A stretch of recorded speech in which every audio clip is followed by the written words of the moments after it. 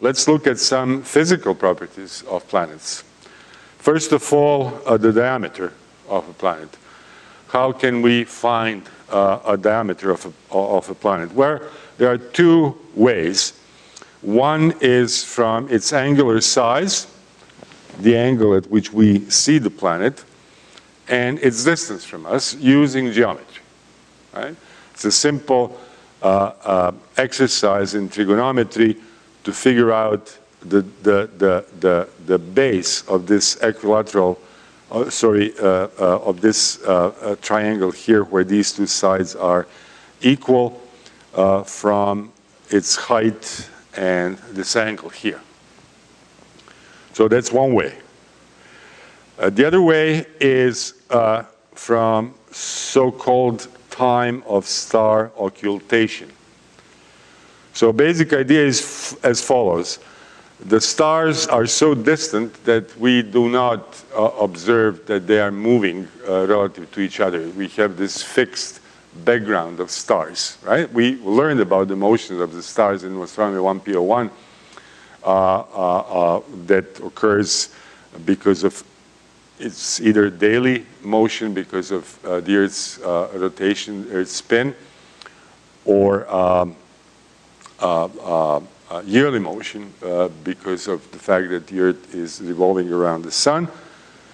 But on one night, when the planet is moving and we have a particular star, this is the direction in which the planet is moving, you take the stopwatch and you click when the star is just to be covered by the planet. And you let your stopwatch run, and then you click again when the star reappears again on this edge, right? So this is the beginning of occultation, the end of occultation, and the difference between these two times gives the time of the star occultation by a planet. So if you know the speed of the planet, which you can find out by knowing its distance from the sun and orbital period, you know that you can calculate the speed by dividing the circumference, which is 2 pi a, with the orbital period. So by multiplying the speed of the planet with the time of occultation, you can find out the diameter of the planet. So when this is done, these are the results. This particular diagram, bar diagram, gives the diameters of planets Mercury, Venus, Earth, Mars, Jupiter, Saturn, Uranus, Neptune, and again there is Pluto there. It's probably the diagram from before 2006. And it's clear that there are two groups, right? The diameter here is given in kilometers, right? Here is 50,000, 100,000, 150,000 kilometers. The terrestrial planets, Mercury, Venus, Earth, and Mars, have much smaller diameters than the Jovian planets, Jupiter, Saturn, Uranus, and Neptune. So terrestrial planets are much smaller in size compared to the Jovian planets.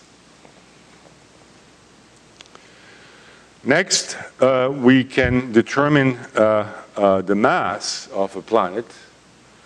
And as we discussed many times now, we do that from the orbital data of one of its satellites. And that is the distance from the planet, between the planet and the satellite, and the orbital period of the satellite, by applying the third Kepler's law, but as formulated by Newton. Because then that ratio, a cubed over p squared, is equal to the sum of the masses of the two objects, the one revolving and the central object. And assuming that the central object is more massive than the one revolving around it, then basically that way you can determine the mass of the central object. As you know, Mercury and Venus don't have any satellites, so for the longest time their mass was not well determined. Only when they were flybys by probes of one kind or another, their gravity would change, the gravity of either Mercury or Venus would change the trajectory of the probe. And from that change, one can calculate, again, using Newton's laws of motion and gravity, and of course, using calculus, you can find out the mass of the central object. So that's how we find about the masses of planets. And then once you know its mass, you can calculate the average density by dividing the mass of the planet with its volume, which you can calculate from the known diameter, assuming that it has a spherical shape, right? The volume of a sphere is 4/3 pi times half of the diameter, that is the radius cubed. So when one does that, here are the results. Okay? These masses are given in the units of Earth's mass, which happens to be 6 times 10 to the 24 kilograms. And you see that the mass of the Mercury is about 5.5% of the Earth's mass. Venus, its diameter is comparable to that of the Earth, as perhaps I should have pointed out here, right? They look to be just, Venus is just a little bit smaller in size, okay? And its mass is about 82% of the Earth's mass. So in that way, in terms of its size and mass, Venus is the sister planet of Earth, right? They're quite similar in diameter and the mass. And Mars is quite small. Its mass is only 11% of the Earth's mass. And let's look at the diameter. It's about half, right?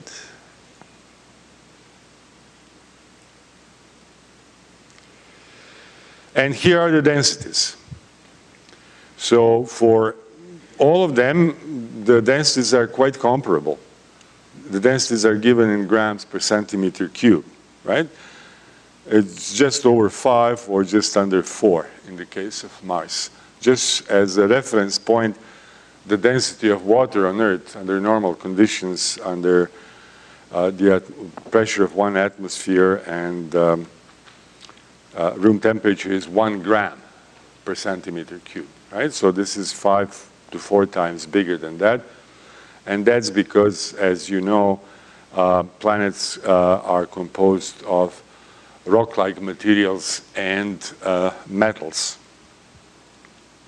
And then when we move to Jovian planets, we see that they are indeed giants, not only in their diameters relative to terrestrial planets, but also in terms of their masses.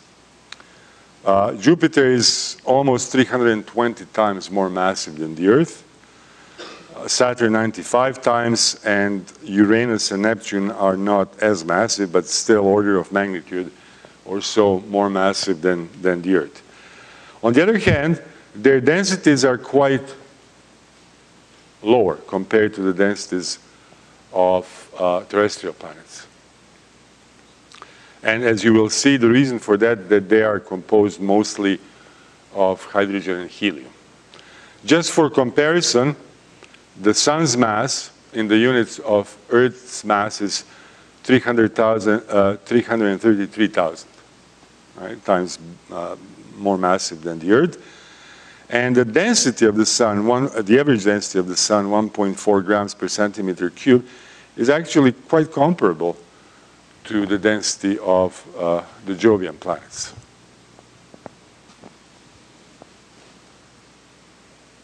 So we can conclude from these physical data that terrestrial planets are small and dense, and the Jovian planets are large and have lower density.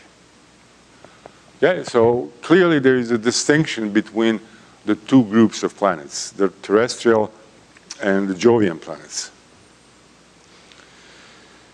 Okay, so any theory of how the solar system was formed has to account for these regularities, right?